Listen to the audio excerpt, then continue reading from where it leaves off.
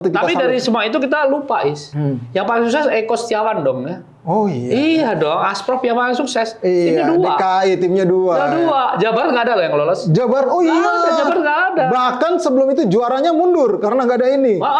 Gara-gara juara mundur nggak ada ini. Iya. Jadi Iya, Persikota itu sebenarnya ini bocoran dikit ya. Persikota sebenarnya akan dilatih oleh Zulkifli Syukur.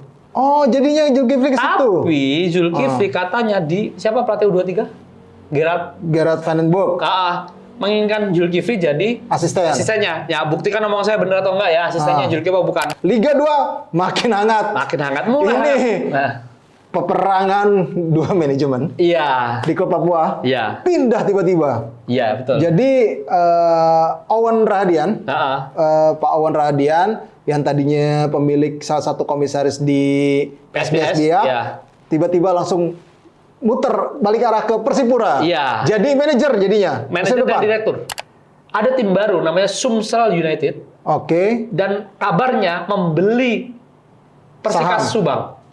Oh. Jadi akan ada derby Palembang mungkin.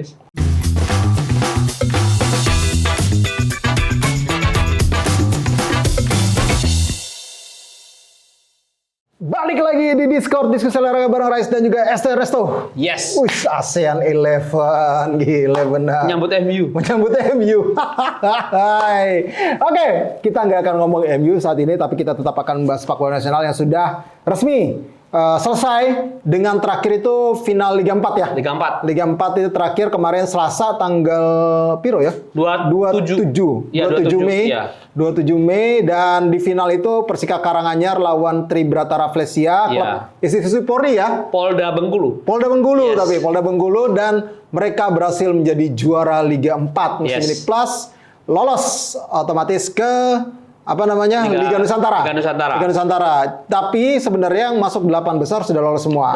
Dan tim-timnya itu adalah Pekanbaru FC, Tribrata, Persika Karanganyar, Persitara, Jakarta Utara, akhirnya kemudian Batavia FC, kemudian ada Sang Maestro, terus Perseden dan Persebata Lembata. Perseden ini Denpasar ya. Jadi wakil DKI top 2 yang lolos paling banyak ya. Padahal kompetisi paling terakhir pesertanya cuma berapa ya? Paling akhir pokoknya kompetisi. Paling akhir persiapannya itu sebelum Lebaran plus seminggu, pelaksanaan Lebaran setelah seminggu.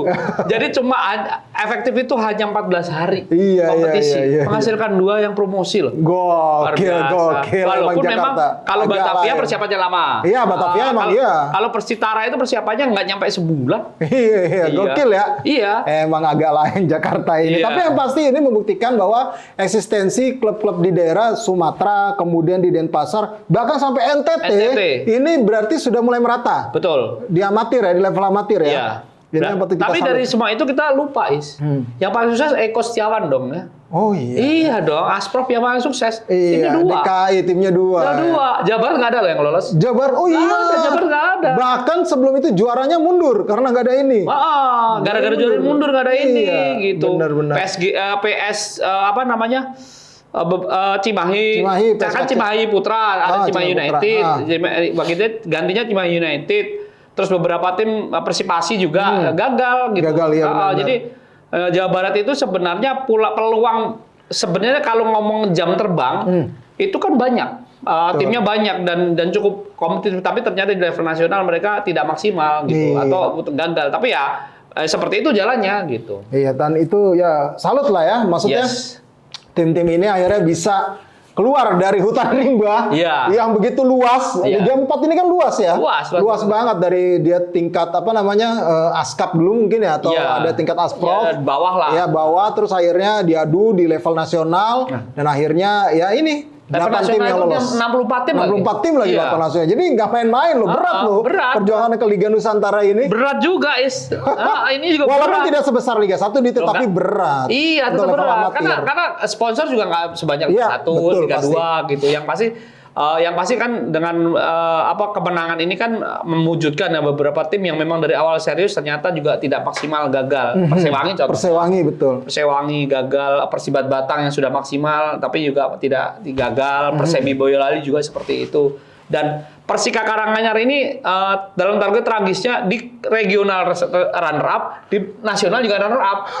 Ibaratnya kan juara-juara terus di regional juara, di itu juara ada Dan finalnya di Solo, nggak jauh dari Karanganyar. Iya, Supporternya lebih banyak sebenarnya, tapi memang menunjukkan bahwa ini berarti memang Tribrata secara kualitas memang lebih baik. Lebih baik dan memang siap mereka ya. Betul. Dan akhirnya ada wakil Polri. Wah, Gila. dan ada tim Sumatera dua-duanya Polri.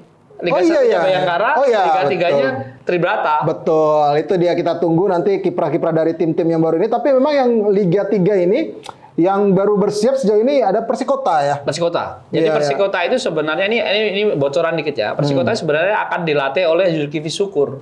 Oh, jadinya Zulkifli ke situ. Tapi Zulkifli katanya siapa pelatih U23? Gerard Vandenberg. Menginginkan Zulkifli jadi asistennya. Ya, buktikan omong saya benar atau enggak ya, asistennya Zulkifli bukan. Tapi katanya nggak jadi ke Persikota karena ke timnas.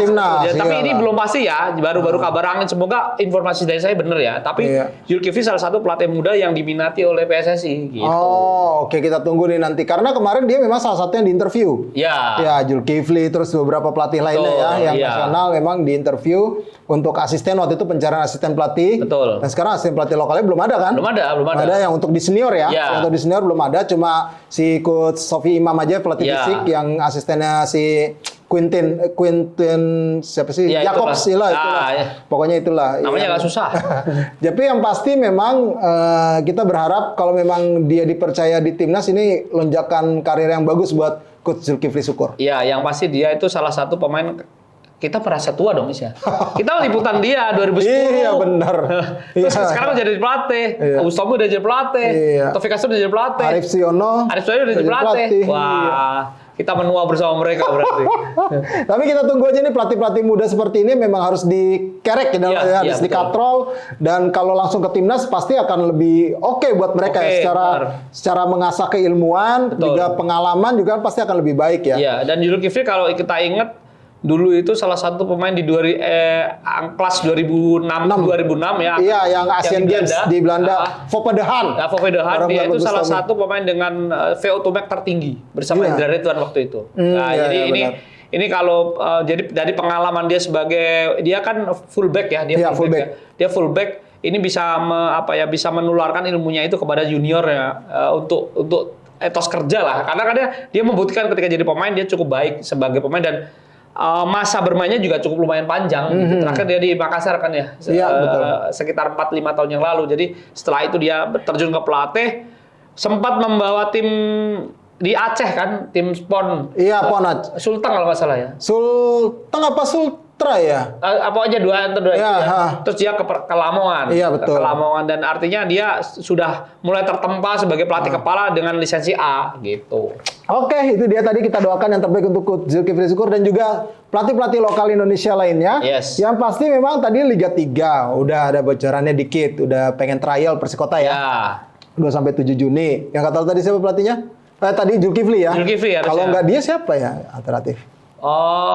Belum tahu nih. Tadi sebelum syuting saya WhatsApp temen yang di Persikota, dia belum tahu nih update-nya.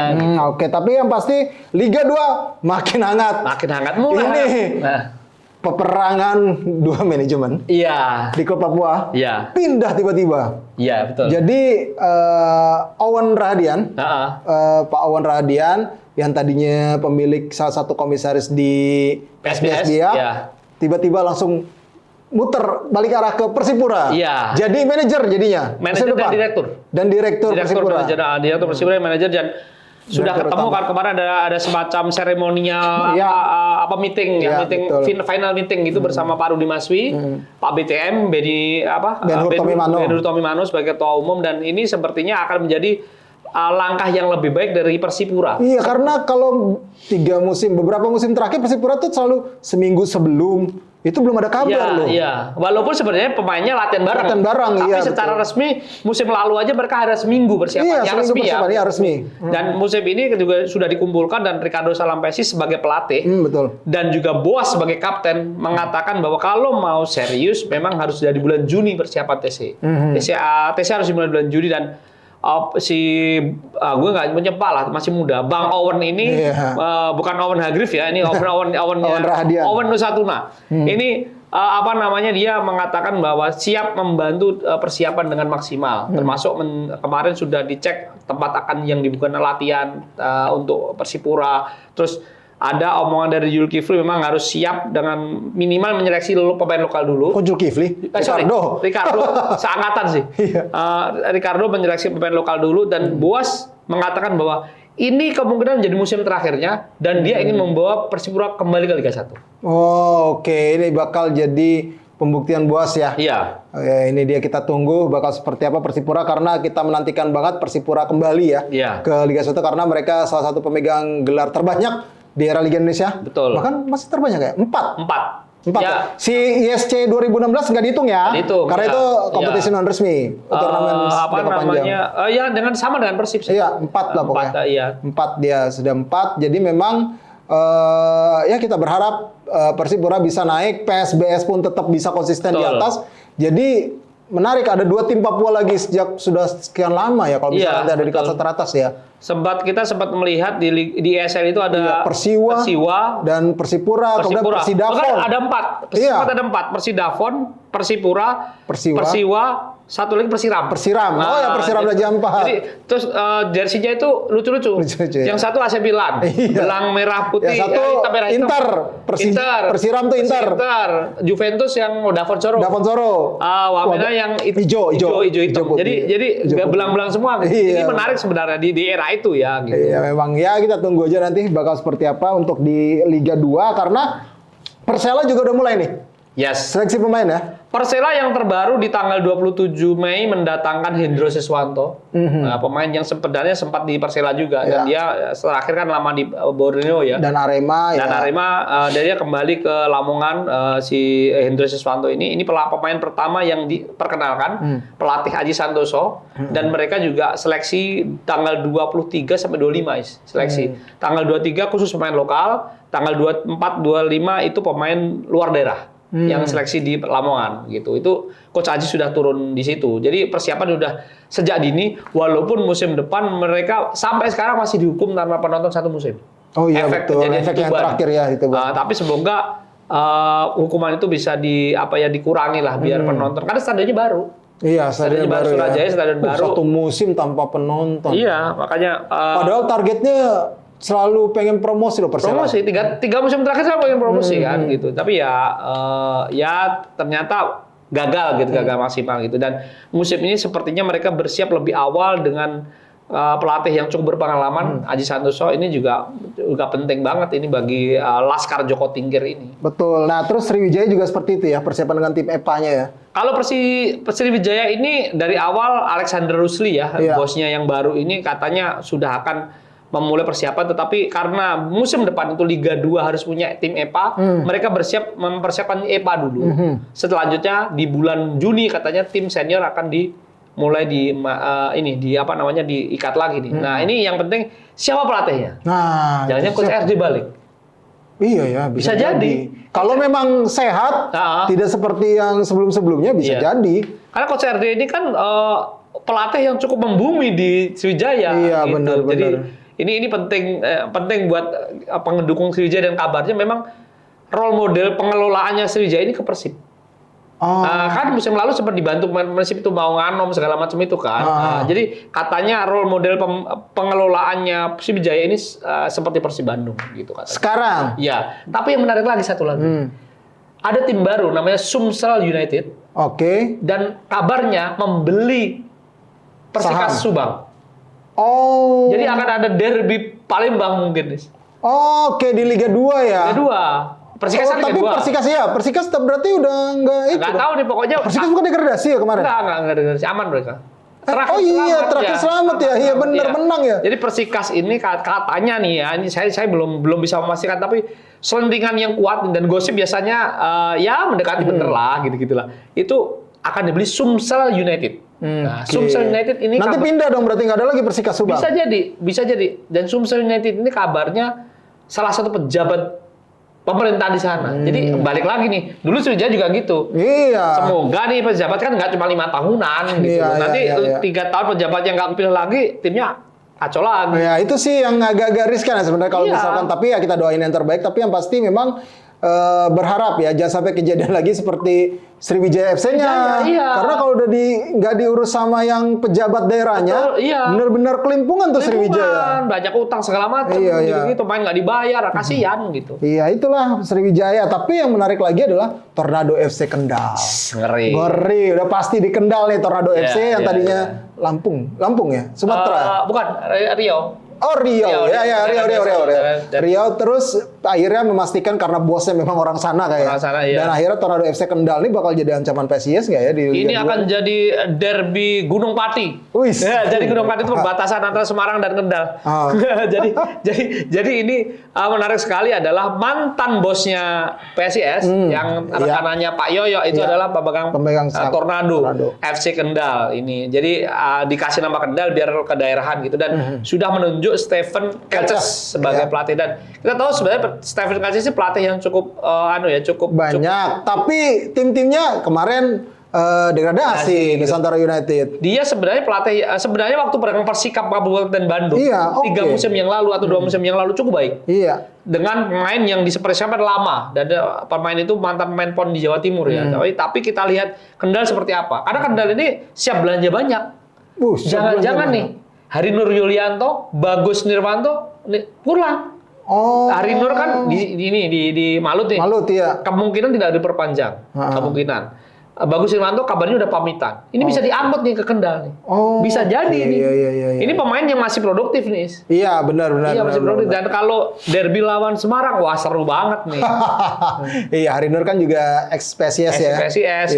Nah, ini PSIS kabarnya gimana nih menghadapi musim depan karena lawan-lawannya sudah ancang-ancang. Termasuk Jepara, Kudus juga. Iya. Dan PSIS si Pak Yoyo udah resmi menyerahkan lagi ya? Iya, kepada masyarakat Semarang gitu. Direkturnya ya maksudnya. Gitu. Jadi dia bertanggung jawab kalau utang-utang ya diberesin sama Pak Yoyo gitu maksudnya. Tapi musim depan belum tahu nih pengelolaan bakal seperti apa kan? Tapi menarik lagi ini saya nyebut salah satu tokoh supporter di sana, Mas Pareng. Mas Kepareng itu ya namanya. Itu katanya siap. Saya punya duit sekian.